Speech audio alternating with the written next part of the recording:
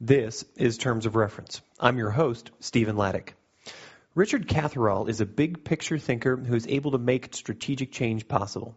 He created Katarsis Ventures to help make change happen with and for changemakers internationally. His UK focus is enabling big money to connect with big, undiscovered ideas for social change through the joint venture Radical Capital. Based in Cyprus, his focus is enabling learning, leadership, and enterprise in the social economy, in particular to nurture the unique entrepreneurial leadership by millennials in post-conflict and transition societies. The profits of his endeavors are resourcing interregional social innovation, including social investment in Cyprus. I spoke with Richard in North London. Hi, Richard. Thank you so much for being on Terms of Reference today. I really appreciate you being here. Hi, Stephen. And where are we calling you today? I'm in London today, London, UK. Fantastic.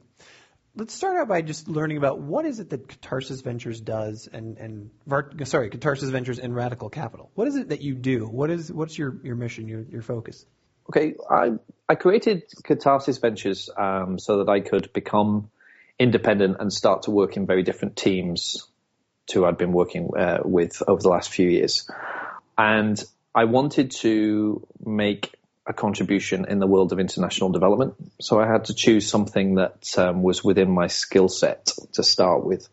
So Katarsis Ventures was created as a consultancy which would help mainly social enterprises and NGOs with projects that were related to change, strategic change projects connected to them growing or collaborating with each other, changing their products and services.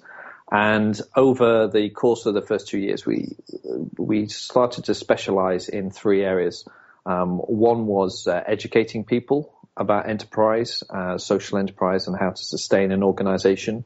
The other was working on assignment with clients where they're calling the shots, various different strategic challenges, mergers, growing the organization, raising finance, that sort of thing, through to us using the insights that we get from that and also our own interest in post-conflict zones to invest our profits in innovation. So we've got this three-pronged stool, education, strategy, and innovation. And as part of that, it became clear that there was a real gap in the UK and potentially Europe linked to the growing social investment market, or impact investing, as some people call it, for a consultancy brand which was able to work with organizations that may be quite small but have very big ideas and build bridges between them and the big money. And that became Radical Capital. And that's actually a joint venture between Katarsis Ventures and a chartered accountancy practice, which used to specialize in helping organizations float on the stock exchange, mergers and other kinds of things that accountancy practices helped you with. So Radical Capital is the main focus for our UK and EU work, where the clients are social enterprises which tend to have just left startup phase or have been operating for a few years and are looking for investment but need to get themselves sorted to be able to do those deals. And Katarsis Ventures doesn't do very much in the UK because our focus is Radical Capital, but our focus is more on the Mediterranean region, which some people call the Middle East and North Africa.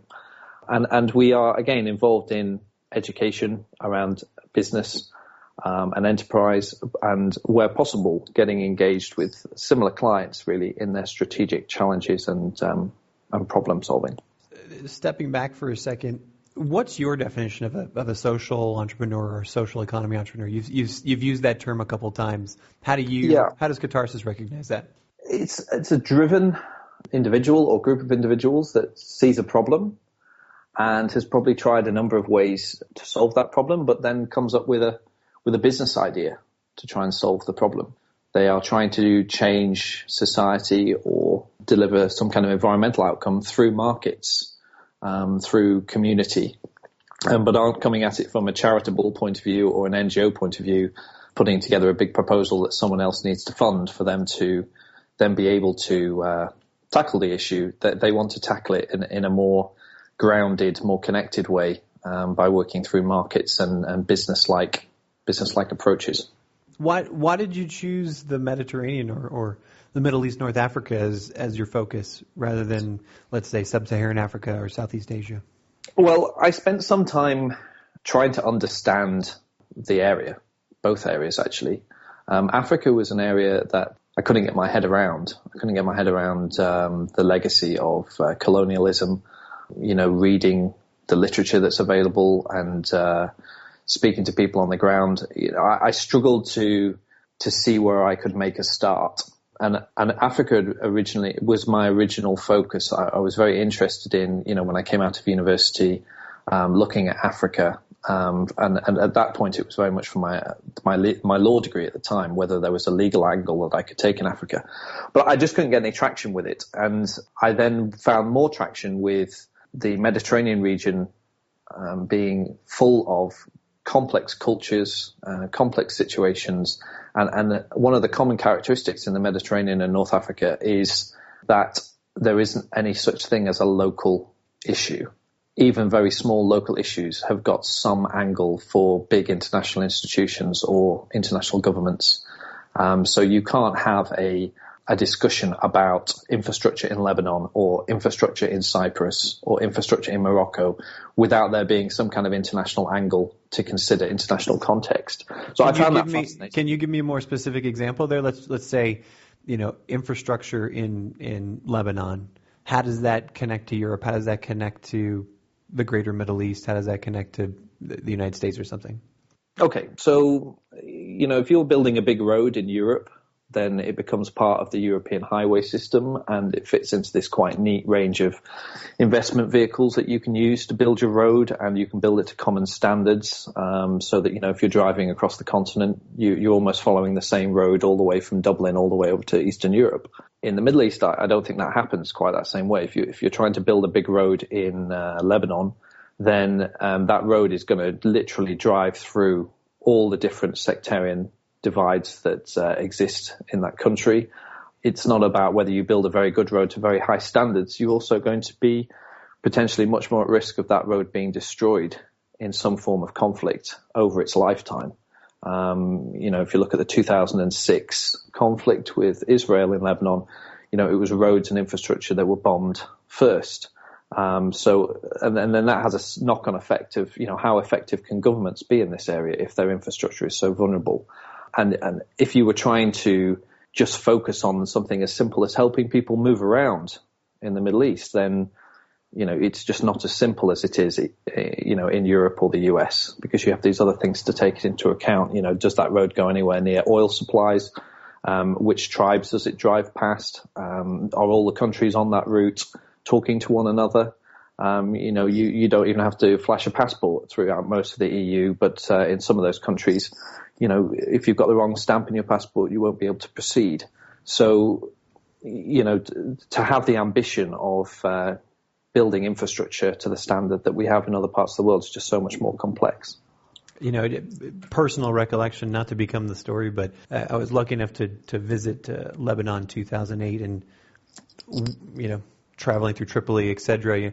One of the bridges was bombed out from that conflict you're talking about. Yeah. And that it really brings it home to you when you see it firsthand. You're like, wow. So that's what it was all about. Yeah. And that's what I'm saying. And we're talking now about oil discoveries off in the Eastern Mediterranean basin. And, that's wonderful. I'm sure that'll all be peacefully withdrawn, from the sea and equally distributed amongst other people. But, that's just becomes the latest local context for discussing the entire interconnected international context of that region.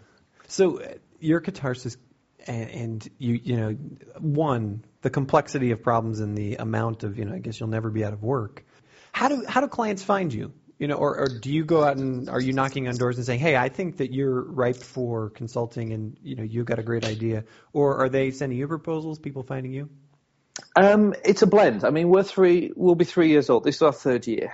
And we are tiny, a little speck of creative energy in a whole pool of people who have, more track record, more experience, more resources, big institutions, big names. Both of us have worked with the United Nations, for example. I mean, don't get much bigger than that. So you consider they're in your competitive landscape, basically. Some of them are, yeah. I think, I've definitely considered whether things like the UNDP should be considered just as much as a competitor as a potential partner. I mean, if you're involved in delivering on the ground as well as funding on the ground, especially in the same area, I think there is a conflict of interest there that needs to be really carefully managed, especially if you're in this. I mean, it depends what values you've got. I mean, my values are very much about building people's capacity because they have the potential to lead, not because they need my help. You're about helping them remove barriers in the way to them leading all the time. It's not about you developing a relationship where they'll always be dependent on you. You're trying to put yourself out of a job all the time. One of the good things about being a consultant is you continually make yourself redundant. And if you do that really well, then the clients keep coming back because their need for somebody that makes themselves redundant by helping them develop, that doesn't diminish. But that does mean that you've got to keep yourself changing. You can't be peddling the same things year after year. So what Katarsis is doing in its first 3 to 5 years will be very different to what we're doing thereafter. What we're trying to do in our first 3 to 5 years is put down some fundamental foundations based on relationships in the areas where we want to work so that we can then pick up the insights that you get from those relationships to innovate. And also because we don't want to grow an organization which is really top heavy and big and employs lots of people. We're very collaborative. We want to be part of teams in a very creative way, working alongside some really cool organizations that are also growing. So in terms of finding customers, I think, the biggest piece of advice I've ever received was, don't wait for customers. Go and find them. And we spend a lot of my time, there's now 2 directors. We spend a lot of our time going out and finding potential customers, but we don't then go and sell ourselves to them. We don't find a social enterprise in Palestine and knock on their door and say, this is what we could do for you.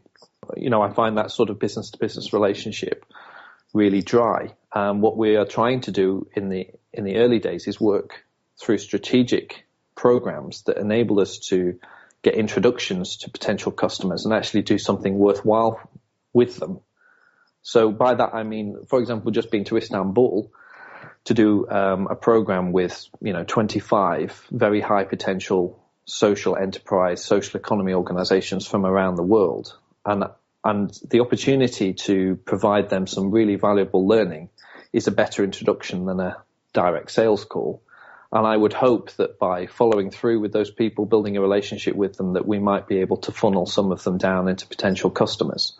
And that's how we've gone from being based in the UK to establishing a base in Cyprus to working in Palestine this year, is by, creating some really useful educational material for an NGO who's thinking about social enterprise in Palestine, being there for them, not particularly making any money out of them or the opportunity, just creating as much value as possible and then helping them to really sort of break through. And I think that they will become one of our long-standing customers in the region through that approach. So we look for people for sure because we want to have conversations with people. We want to learn from them, but then we look to create funnels and opportunities to, work with them without having to sell to them. Does that make sense? Yeah, it does. What's a sales cycle look like for you? Ultimately, or maybe a better question would be, is there a moment that you've identified where you can say, okay, this organization or this relationship is ripe for a consulting contract, or it's ripe for us to say we need to charge you a fee for our services? That's interesting. I think we're really committed to networking well. So that is about having conversations first and listening. And I suppose I'm thinking of a number of examples where they've become good relationships fairly quickly, within a month or two of, a handful of conversations that you've really enjoyed, and you've learned something from them and they've learned something from you, and you've been quite open about, helping them with a challenge or task. And it hasn't had to be as formal as a consultancy assignment because you've, done it over a bottle of wine or something. And you at that stage, it's very easy to tell whether you would want to work with those organizations. And then you can be open about that. I mean, if I want to work with someone, I'll tell them, because if there's a meeting of the minds, a meeting of our kind of core values, then they are the people that I know I can do the most with, and they need to know that there are consultants out there that will really buy into their values. So, why wait? Just make them aware. That's not the same as selling to them. It's just making them aware that, if there is an opportunity, then I definitely want to pursue it. But also, you can flag up who you don't want to or couldn't work with. And I think that, in terms of competitors, there are some that would basically work with anybody and maximize their opportunity for failing. Now, I'm not afraid of failing because there's lots you can learn from it. But if there's a fundamental mismatch at a values level, then that's not failure that you can learn from. That's failure that's going to just be, really depressing. So I think, having those conversations with people and actually ruling people out is a very important part of the process. And then, I think you do have to rely on the fact that these things take time. I think our whole sales process is quite regularly no shorter than 6 months. Mm-hmm. So you have to be able to resource the conversation over at least 6 months. And in some cases, it's longer. 12 to 18 months. And then would you expect that your consulting relationship would last 3 months, a year, long? Is there truly you're looking for a longer term partner that would? My expectation, and this is definitely something that's part of the radical capital model, is that we'll be there, for a generation. I mean, I think our core market is like organizations that are led by millennials. And so we're talking about people born after 1980. That's not so much radical capital, but definitely Katarsis. There is so much to do in the Mediterranean, North Africa, that, that millennials could employ themselves fully in running social enterprises, running for-profit businesses, running NGOs, solving those problems. They can just keep themselves busy for the next 50 years on that. Mm-hmm. So we really encourage young people to, and by that I mean people in their mid-20s through to their mid-30s to look at the issues around them and try and find business solutions to them, because they can add them to their employment portfolio, of various different jobs that people do in this part of the world. I think you've got to have a desire to, even if you think you might wind the company up in 5 years or 10 years, I think you've still got to be prepared to say, we're in it for the long term. And that could be 25 years with some of these organizations. Now, the nice thing about that is that people are going to be in a very different space in 10 and 15 years' time than they are now. So you've got to have a flexible model that's open enough to potentially collaborating with some of your former customers, on joint ventures of your own. And that's, from my previous experience, been something that I've experienced. I enjoyed doing it, and I wanted to be part of the company. That, okay, we helped you. We had a consultancy assignment which lasts 3 to 4 months. We did a load of, marketing education with you. You went on and implemented that. You grew by 20%, 100% or whatever. We helped you get the board in the right place. I've been mentoring your CEO or whatever. But then if through those relationships, they come and say, listen, there's this opportunity in this part of the world and we're starting from scratch. I'd want to be able to say, well, why don't we do that together more as partners rather than a consultant-client relationship? And that's where this innovation stream comes into what we want to do. We're partly out there selling ourselves to meet some highly talented, high-potential people and their organizations, so that in the future we also get opportunities to innovate in some really fantastic parts of the world where it's quite crazy to do business. So is that how you right now organize your potential, not potential, but your bucket of clients? Is it they're either in the education stage or the strategy stage or the innovation stage? Yeah, it is. Yeah. And it comes down from our 3 core values, to energize, to enlighten, to empower. They were the things that I knew I was good at personally. So if I was going to create a business, I wanted to amplify those through the business. They work for clients. It works if you're trying to design a program to take people through this phase of, where's your creativity coming from? Where's the energy? Where's the imperative for the change? Where's the enlightenment? Where's the education? How can you learn your way through this challenge? What are you going to take from it? And then when you apply that, what does empowerment look like? What are you going to be able to do that you couldn't do before? What are you going to do with this newfound boldness? Now, that's very scalable. And in the same way that our clients fit into that group as well. Maybe the type of relationship we have with them is more educational. But then there is this enlightened phase where we're doing more strategic work together. We're both learning from it. And then there's this empowered phase if suddenly you're working with a client that's 10 times as big as it was a few years ago. And you're both looking to reinvest profits, or you're both looking to take a risk, both be bold. And so you're both empowered. I think that just makes it, I just get really excited about it, because I don't see that happening in international development very much. What happens, How do the relationships fundamentally change every decade because of all that successful capacity building you've been doing? So there's a sort of two-pronged question that comes out of there for me. One, is there a specific example that you've seen it happen in the past, either by Katarsis or Radical Capital or by another group that is in your competitive landscape? And two, the very nature of what you're talking about would normally be heard, it would fall on the ears of your typical development or humanitarian aid professional as not my business. It's not their business? This sort of, hey, let's grow an enterprise, let's make it profitable, then let's reinvest those profits.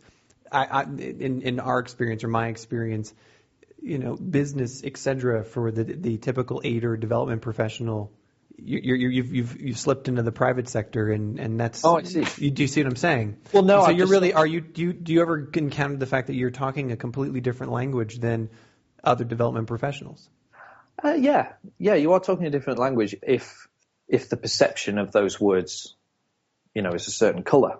So, if profit is seen as being not part of this space, then people will think that you're coming at this from a private sector commercial point of view. Mm-hmm. But actually, in that same space, there isn't enough focus on impact. Mm-hmm. And so if you're working with a client, say, let's use Palestine as this kind of continuous example, an organization that's been going 10 years, and is not very large, because, the local size of market, the local size of funding available, whatever, funders get the sector they deserve. So if they fund small, they'll get a small client base with small ideas, all to fit into what they're funding. But it doesn't mean that group of 20 people isn't sat on an enormous amount of breakthrough ideas. And their frustration is, we've been doing this 10 years. We want to break through. We're not getting, to that breakthrough point. We can't convince funders to invest any more in us. We can't convince funders to invest rather than grant, for example, even if it's a mentality change. That's another word which is sort of stolen by just the commercial sector, this idea of investing for some kind of return. Mm-hmm. So they're in a very frustrated mode. Now, that may be when they are reaching out to these education programs to say, let me go and find out about social enterprise. Let me go and find out about strategic planning for my organization or whatever, because they are looking for the answer, not to tell them what to do, but to enable them to make this breakthrough. Now, when you work with them and they are themselves saying, well, I'm not allowed to use the word profit or whatever, then it's our choice to start playing around with these words and defining them the way we want to define them. And I think that social impact, for example, actually making a difference is a form of profit. Mm-hmm. And ending up at the end of the year with a planned surplus over your expenditure is a financial profit, even if you don't call it that. And what you then choose to do with both of those, your social profit and your financial profit, is up to you. It needs to be done strategically, and it can be very empowering. And that can become a very disruptive force in international aid and development. And so by pushing people like me or others back and saying you're using the wrong terminology, that belongs in the business sector, you're also pushing back potentially usefully disruptive ideas and concepts that people do want to tussle with and will not understand to begin with, but then will understand in a really quite deep way. Mm. So, for example, this organization we're working with at the moment, of course, they started from the same position of, not too happy about this profit word. But when it became a conversation about if you were making a planned surplus every year from what you were doing, then you could choose where to put that money to make a bigger impact. They were bought into that very quickly because they saw it as being, because the way we're doing that can become staff, that can become new programming, that can become... And it can become... And this is what I think is the most kind of exciting for me, is when people say, actually, we could cock that up. We could invest $25,000 and get it wrong. And the consequences of getting it wrong with our own money would be we would learn, we would adapt, we would change, and all our proposals would get improved, etc. But we cannot afford to take that risk with a funder's money, because we'll never get the level of funding, or there's a perception that they would then not be funded again. Mm-hmm. Or we can't do that with a funder's money where you've got all this kind of focus on what we're doing, because it will be all over the papers that, we're not good at what we do and we don't, we've not been successful. Whereas the alternative is, if it's your own money, then yes, you can sometimes completely cock it up and that still be a positive thing. So by squeezing out things like the profit word, squeezing out things like the word business or do it like a business, you're also squeezing out taking risk. You're also squeezing out this focus on making any kind of bottom line impact, triple bottom line, double bottom line, doesn't really matter which. You're just squeezing out all impact. And therefore, you're squeezing out innovation and sustainability. To make us feel comfortable in the language that we're using and separate from the rest of the world, we are making what we're doing into an industry rather than something which is about change and about improving lives. Mm-hmm. And I think the irony of that is that looks far more like some of the things that the business community does that we would criticize. You know, those kind of big, fat, monopolistic areas of the economy that don't change and have all the power in one place. Actually, if you look at some of the NGO world and international development world, I think you could find examples of the same. Hear, hear. I'd like to go a different direction for a second, because clearly your passion for what you're doing comes through very quickly. Where did you come from? What was your aha moment that, you know what, I don't think that I need to go work on the exchange. I don't need to be working for an investment capital firm. This is what I want to be doing. Was there a moment? Was this a slow creep? Has this always been where you've been? You've always known? There were definitely some boosts that I got that I wish all young people got, boosts and leg ups in life. And I know that not everybody gets those. I'm not talking about going to the right school, because arguably I didn't go to the right school if I'd have wanted to go and do something in the foreign service world, for example, for a government. Or even some of the more established NGOs. You know, I think I didn't have the financial freedom to go and spend a couple of years volunteering. And that's one of the early regrets I had was, you know, did I make choices that stopped me being able to just go and just be and just experience with groups of people and just give and create for people without it being about money? My life went a certain way that I needed to earn money pretty quickly after leaving university, and felt that those opportunities were closed. So to begin with, I thought that a career in international development was going to be closed to me, because I had this perception that the only way in was at that beginning. You know, you went in young, you went in as a volunteer, you kind of earned your stripes, and then you worked your way up these kind of quite closed structures, you know, of big NGOs. And I learned a lot from the leaders of some of these big NGOs. I remember when I was a CEO of the first social enterprise, and I was about in my late 20s, and, you know, listening to the CEO of Médecins Sans Frontières was inspirational.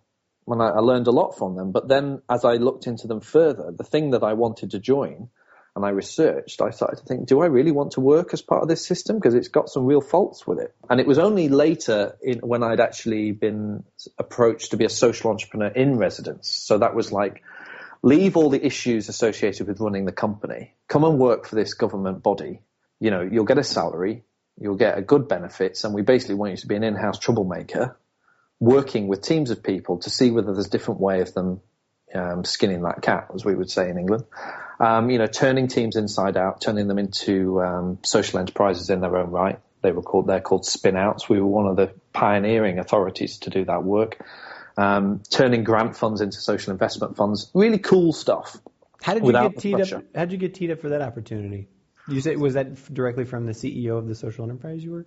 No, it was while I was the CEO of a social enterprise, I was dedicating some of the resources to that social enterprise to local innovation in the town that I was in. And so I was working with local government, I was working with the police, I was working with different NGOs, etc. So we were definitely trying to share the pain of, you know, we need to improve our place. Through the relationships, they knew that I was also running an organization and, you know, employing 60 people, worried about cash flow, trying to make, you know, as I say, a planned surplus year on year. And they were interested in that because they saw an insight into a world which, frankly, they didn't understand. You know, they had multi-billion pound budgets. We had £1 million budgets. You know, we had people earning nothing. They had people earning the earth. And yet we were around the same tables talking about pretty strategic things. And what the organization was able to do is what I've taken into Katarsis, is enable people to do really strategic stuff at a grassroots level, at a practical level.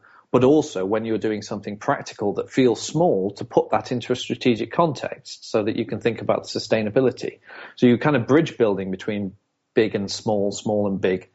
And I think that because then people saw, what would it be like to have people like that within our big institution, within our big bureaucracy? And so I got a call to say, would you apply for this job? Because, we don't really know what the job is yet, but we know that we don't have that disruptive element internally, and we're going to need it when, funding fundamentally falls off a cliff. The UK has by no means had the same issues as other parts of Europe. But people definitely got used to big budgets and have had to really cut those back. So it required more radical thinking, fundamental change, rather than just trimming around the edges. So when I was in that role, the CEO, who remains my mentor, very inspirational woman, very, very capable, and no nonsense, she challenged me once and said, are you compromising too much? And at the time, I thought that compromise was a very useful value. But she said the problem with doing that is that you can collude with the system. And if the system is fundamentally flawed and you compromise yourself or you compromise too much, then you're colluding with a system that's in failure. And therefore you are part of the problem. And I took that really to heart. And it gave me, it encouraged me to be the disruptive person that I am, not just, troublemaking for troublemaking's sake, but where you know that the system isn't working, being very careful that the design of what you're doing doesn't make that worse or isn't undermined by it. And I think a lot of NGOs, complain about the funding system, complain about the way governments work with them, and they then don't do this self-protection. They end up colluding with that. They're still complaining about it, but they end up being damaged by the very system that they're criticizing, as an example of what I'm saying. And so that was the first trigger for me was, okay, so if I want to make a difference, I can't collude with the system. But then the second trigger for her was maybe the level of disruption that you want to cause isn't needed in somewhere like the UK, where actually everything is pretty all right. And we're talking about making things even better, not starting from scratch. And she asked me, what my wider interests were. And I said, well, my wider interest has always been international development, but I can't work out how to break out of this fairly safe space into somewhere where basically there's no security, there's no system. And she said, I really think that, you should prioritize that and simplify what your offer is enough to basically just jump in the deep end. And for me, that was like over a period of 3 years, there was this trigger of realizing that the way to get into international development when you haven't been working in it all the way through was to focus on an area, focus on a set of values that did complement others locally, and dive in and be prepared to be criticized and not part of the mainstream. Because when you're not part of the mainstream, you pick up signals a lot quicker, about changing direction and that sort of thing. So it was a decision to say, I really believe that social enterprise, social economy, young people leading change, I believe in that. And in a place like the UK, it applies, but it's easier to miss. Whereas in a place like the Mediterranean, where you've got 75 million jobs are needed, our existing approaches are not going to work. Even if you halve the problem, you'd still have over, 37.5 million young people unemployed. So, just denting the problem is not enough. We need a fundamental shift. And you don't get that fundamental shift, breakthrough innovation, with ideas that people fully understand or by incremental changes. And you don't do it, one organization at a time. It relies, it'd be completely pointless if I set about creating an organization that employed 200 people that was then going to change the world, because the problems are just too complex. It sounds like you've taken that mentorship opportunity that, sort of serendipity that you received from your mentor, and you've put that into Katarsis. Is that a correct assumption? I mean, if you hear advice and it hurts when you receive it, because I phrased it a lot nicer than I think she did at the time. Then you should take that. If you're in an uncomfortable space, you're in major learning mode. If you're not uncomfortable, you ain't learning anything. So I just took it as read, wrote it down, played with it, sat on it, and allowed a number of other kind of planets to align themselves to go 1, 2, 3. When it all went 1, 2, 3, 4, 5, 6, that's when you can say, right, well, That's a moment of clarity then. Still very risky. But yeah. Okay, so how did you the people who will be listening to this, our audiences, are it's the independent professional in development or aid. It is the small business that has started, or it is the small startup NGO. What was the moment of clarity that said the risk is acceptable? Or was it more like, I cannot not do this? It was a moment that there's an interesting phrase that I've read in the last few years, and it's that you don't know what enough looks like until you've felt what more than enough looks like. So you can't decide to be small and I'll just do this and I'll just focus on this. That's enough until you have pushed the boundary a little bit too far and actually felt that you've pushed it a little bit too far. Not just that people have told you this is out of your reach or out of your skill set, but you've actually gone beyond the comfort zone and maybe caused some strife. Then you know that anything up to that point is enough. Mm. And by shifting from the UK and saying there is something we can do in the UK, that's radical capital. Social investment market has got £1 billion worth of capital. You've got hundreds and hundreds and hundreds of social enterprises, thousands of charities. Ideally, that should all be just, washing around. It's not, for a number of reasons. And so you can make some money in order to sustain something, generate profits that you can reinvest, and you can do some good in the UK. But that's not going to keep someone like me satisfied. But it's good strategic stuff. So that's what radical capital is for. And our aim is to shape that social investment market. So even though we are committed to the client, which is the enough, that's enough. The more than enough is that the cumulative effort will shape the social investment market in the UK. We will influence other people. We will influence products. We may well develop some of our own products to create more change from what we're doing. By listening to what the mentor was saying, though, which is that actually you would thrive more by being out of your depth more, much more complex challenges. So instead of being in a local authority context and someone saying, we've only got £1 billion to spend this year, what are we going to do? Or we've only got £10 billion to spend this year, what are we going to do? And that being the biggest problem that you come across, which is oversimplifying. But basically that's the kind of problem that a lot of people in the state come up with, is billions of pounds isn't enough. When you and I know that, of course, it must be enough.